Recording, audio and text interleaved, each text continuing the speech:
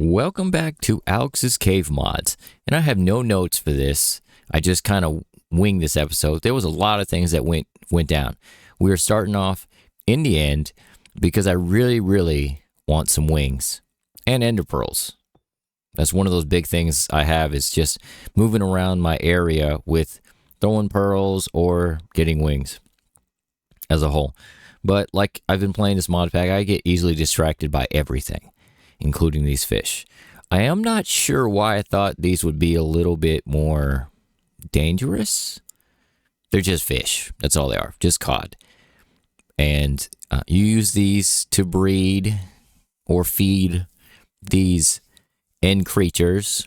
I don't really remember what this book said. It's great to have, but I don't remember, because I don't even know if I've even seen this animal at all that I'm supposed to feed this to be honest with you. There's a lot of different creatures in this, and honestly, I'm trying my best not to get, we'll just say, not to provoke any of them to attack me. We'll say that. So, standard, I build my platform, I use a trapdoor. Just for whatever reason, I don't like that feeling of throwing an ender pearl and then the thought of hitting the side of one of these islands and then just, you lose everything to the void. So I'm spawned in, and there's these capsid 19s. They're basically the heads to these spider things walking around. That's what these are. Now, I didn't know if they would attack me or not. So, I kind of pillared up. Thing about it is they do fly around as well. Quick answer is they actually will attack Enderman. They don't like Enderman. Now, these little creatures, I wish I could lead them. You're supposed to feed them. And still nothing. It's not happening. Like, you can breed, I think it's to heal them as well. There's a lot that goes on with these things, and I'm trying to learn it. I want to bring these back, but you can't lead them. And I believe you can ride them kind of like pigs, where you have to put the fruit, the coarse fruit, on a stick, or a fishing rod, that is. But eventually, and I was doing all this just to kind of fill in the time, because when I tell you these cities were forever to find, they were forever to find. I don't know why they seem so much farther away in this mod pack. Maybe because the islands are much bigger. I don't know, but the generation in this is so weird. Like, even the caves, and yes, I'm still looking for the caves. It just takes so long to find them. The one I'm actually looking for now, totally off topic, is the Forlorn Hollows cave right now. So when I actually find it, then I'll add it in. I'm not just building and collecting animals. I'm actually trying to find these other caves as well. Not that I'm really interested in many of them. That is one I'm interested in exploring as well, though. But I could have teleported up into this ship if to be honest with you, I just didn't. I kind of wanted to go through the routine of pillaring or scaffolding up just to get there. And standard stuff. It is cool to find stuff on here, but I really came for the wings. I did make some rockets. Good Lord, my mind today. Rockets. The words are escaping me right now. I did find some rockets, or I made some rockets before I got here, so we're safe on that regard. I will say, I wish I had a little bit better armor on, but I wasn't going to take off my wings. We'll say that. So I do what I normally do to get shulkers. I fly to these big towers, with the big circle around, and then there's a bunch of shulkers on the walls. And I typically do this one way, and it tends to work. You just basically keep running around in a circle, doing damage. Even if you're floating, you can still just keep hitting them. I'm not sure what was happening here. I don't typically ever use shields. Even if I have it in my inventory, I tend to just take it off as a whole. But this is how I end up getting, the chunk of my shulker boxes. Is not just to run around. It's just find these big towers with all the shulkers in it. And this is didn't end well. And I think it's probably because I only have Feather Falling 2 on my boots. Now, it wasn't a huge deal, and yeah, I accidentally threw my sword, and I'm still waiting it. There we go. To collect it. I only have feather falling 2, and I'm not sure why I thought this was a good idea. Well, let's just say it really wasn't a good idea. Because normally I take a lot of damage. I don't even have any ender pearls on my bar, which is one thing I typically do. More than water, because a pearl's easier to toss. So, of course, you only take the pearl damage, not the actual fall damage. Well, let's just say I took the fall damage and thought this would be useful to collect all this stuff, and it wasn't. So, feather falling 2 for the loss. And I know there's more shulkers down there, and of course I just take the one little bit of damage, and that's all it was. So that didn't normally goes better for me. Feather falling 4, please, if you go into the end. But this is kind of how I spent most of this episode, was doing this. It was that, and also not doing so well with other animals. We'll just say that. Then the shulkers, I mean. I got my stuff back, and I did learn something as a whole. Once I'm sitting here shuffling the stuff around, I actually found my favorite mob to fight.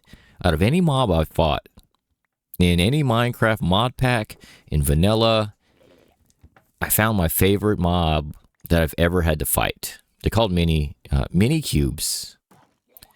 And before I get to them, they are amazing. And before, with everything extra, the mini cubes, basically, whatever you have, they will duplicate and attack you with. If you have sword and a bow, whatever armor you have, they will duplicate that. And for a block, they seem to move faster than slime do. I'm not sure why, but they seem to move faster than slime. So when they attack you, And it's an interesting kind of combat you have to choose for these mini cubes, because yes, they will exactly copy whatever you have. Crossbows, tridents, whatever you have, they will copy. And it doesn't always turn out well. They kind of spawn in clumps or groups of cubes. But I had to see how dangerous these things were when basically I got my stuff back on. So essentially I took off my stuff to see how much it would copy me. And it's kind of hard to tell from here. Of course, you just see I have my bow out right now. Hopefully, I did add the clip. I'm just thinking out loud now. I think I did, because I recorded this last week, and I honestly don't remember. I can't even remember what you used the cream for, to be honest with you. But if you look at them, and I'm pretty sure I zoom in. Yeah, I'm trying to remember what all this was. I wasn't going to rewatch this almost. Look. See? They will copy whatever you have, including your armor. I think it's one of the coolest things. Now, as long as you keep your distance, they don't do as much damage. I don't think I've been attacked by one with my own gear. We'll say that. See? By far, though, it is my favorite. You see how I was carrying both? My sword and my bow? Yeah, and it's just how it was. Down here, you can see the guy down there right below me with my helmet on. And I assume it's just take the full damage. But look how quick this attacked me. You see where it's at right now? Damage. Yeah, it was quick. It just hit my shield is one of the reasons why, but it does quite a bit of damage. But once I left that, I didn't want to push my luck. I had 2 sets of wings, and then I tried this method of breaking bedrock, because I really want to move some mobs around that I can't just teleport with me. That is, let's just say I failed this a bunch of times. I made sure I brought enough TNT, different blocks as a whole. See, I was not even holding what I needed to hold at that point. I think this took me 25 minutes maybe, which is rather long considering. But this is a different way to do it than I'm used to. But I wanted to try it just for the sake of it, something different. The method's still the same. You're trying to get basically the piston to the right position once the TNT goes off. And I never can figure out where to hit on the obsidian. It's typically really close to the corner, but slightly lower, not directly in the corner for what it is. And yeah, this method was weird. It really was weird. But I was determined, and of course right now I don't have much of a choice because I'd have to kill myself to get back up here. To find my spot, that is. And yeah, my first go. Yeah, I broke the wrong block. I was one back from it. Yeah, it didn't, yeah. So now that I know kind of where to place it, I can click pretty quick. And there it was. I almost died actually trying to build down to deactivate the other portal. But you probably don't want to see that because it probably took me 20 minutes to do that as well. Our portal is up here now. And from here, the fun starts. When I say fun, I mean, yeah, catching zombified piglin. The nausea is really cool. The effect of it being here. I thought they changed into pigs. Don't they change into pigs? Anyway, these are my first group of animals, and I had to change the size of the portal a few times. I did not think this through. We're going to start with saying that. I didn't think this through at all. But I was excited to move mobs around. Fun fact, and I'm not going to show it, the rhinos despawn. I'm not sure why. The rhinos despawn here. The gazelles stay, but the rhinos despawned. And I'm not sure why, and I don't know why he's walking out of the kennel as a whole. Okay, he can't walk out that. But you technically can't breed tame these. You can't ride them, but they will fight for you. Anything you attack. Let's just say the elephants were the worst thing. I'm going to say that this is the elephants was the worst thing ever. I didn't try to push it in there. I tried to push it back out, and for whatever reason, it's stuck in a block. When I say it's stuck in a block, I mean I admittedly probably killed 5 elephants trying to do this. 5. It wasn't intentional. And eventually I did get one. And I can't even tame this one. You can't tame these. As in you can't ride them. Whatever reason, I'm not sure. I think these are like 5 tall maybe. Maybe taller than that. And it's the width of the elephant that's throwing me. And I'm trying my best. I'm telling you, this was one of the most stressful mobs to move around.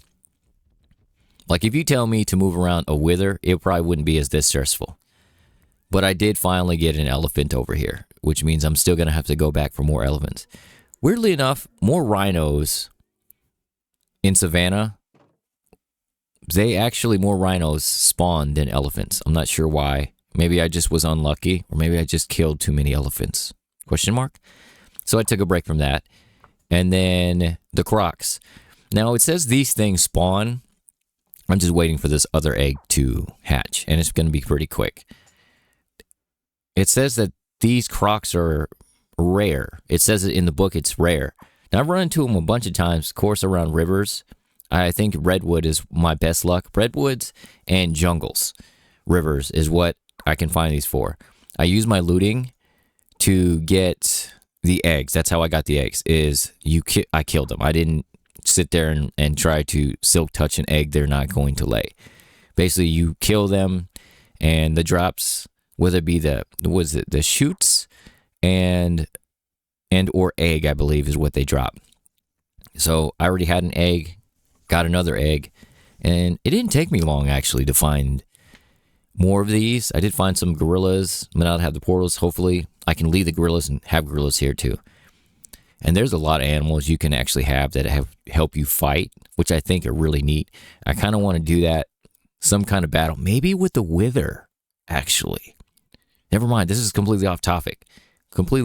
But anyway, a lot of the mobs you can't tame, but they will attack stuff that attacks you, if that makes sense, if you're close enough. I think it's amazing. And then, of course, the attributes like the blue jay will actually show you where mobs are. Kind of like if you ring the bell and it'll show you where the villagers are at, that kind of thing. So I have 2 of these guys right here. The sounds are amazing. I'm not really sure why they're just sitting there with their mouths open. They're mine. And they're supposed to actually attach to the closest player once they hatch. Is basically how the book reads it. And once it actually grows up, it takes a while. I went off and did something else as a whole. These mobs, which I was kind of afraid. My idea at first was to make a pit and just have them kind of like the Indiana Jones kind of feeling. Was it Temple of Doom? Anyway, that feeling of, let's say, if you fall into it, then yeah, you get attacked by crocs. They're my crocs. They're very passive. It's not a big deal for me. Since someone else is on here, they're not going to attack anything. Well, unless I hit something and never mind. Anyway, these mobs are really cool to learn about them. I think the animations for them are pretty good. The sounds are amazing. And how you breed these guys is one thing that you collect, unless of course you're trading with it. It's pretty useless. With a lot of this mod pack in particular, I found that I'm using stuff I never use. Rotten flesh. And specifically, you use rotten flesh to breed these. Nothing fancy, but that's how you breed them. It's just like that, which I think is really, really, really cool. And I do end up decorating this somewhat. I couldn't do too much because the water space is so small, and I plan on breeding probably a few more times just so I can have more crocs to swim around in. They don't track together, though, when you actually try to breed them, by the way. It's like you have to push them close together. They won't find each other. But to end this video, because I cut out so much, because there was so much I did in here, is that a cockroach spawned. A cockroach spawned. As a whole. Yeah, all this stuff I'm doing, and I have to cut out so much stuff. I think I may do the T-Rex exhibit. It's how it's things I'm just making a zoo, apparently, as a whole. But I found this cockroach, which I think was really cool. Like all this stuff, I try to leave up my recording software because you just never know what's just going to show up. But I'll end it here with saying thank you for watching, and then hopefully next episode, it won't be so rambly.